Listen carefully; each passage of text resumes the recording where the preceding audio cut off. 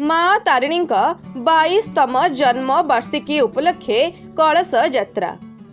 गांधी मंदिर रोड स्थित माँ तारिणी 22तम जन्म वार्षिकी उत्सव उपलक्षे कलश यात्रा अनुष्ठित हो जाइछि।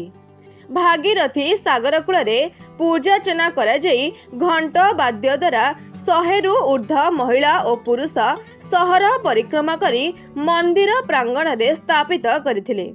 गत 17 तारीख शुक्रवार दिन अंकुरारोपण अनुष्ठित होइथिला। अद्य सकाळ 6 घटिकारु कलश यात्रा अधिवास परे यज्ञारंभ होइथिला।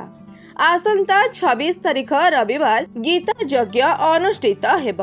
27 तारीख सोमवार दिन चंडी यज्ञ और पूर्णाहुति एवं भक्त मानक पई रात्र रे प्रसाद सेवन अनुष्ठित हेब।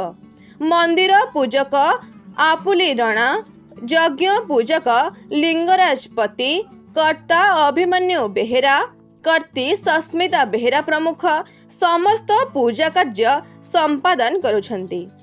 सभापति केशव बेहेरा, संपादक मनमत राउत, सहयोगी निराकार पटनायक, नरेश चंद्र बारिक, संबित पटनायक, राजेंद्र बस्ती, मुना बारिक, रिंकू महापात्र, कृष्णचंद्र बेहेरा, अजित कुमार होता, सुशांत बेहेरा और प्रकाश बेहेरा समेत समस्त कर्मकर्ता उक्त कार्यक्रम को सहयोग करुछंती।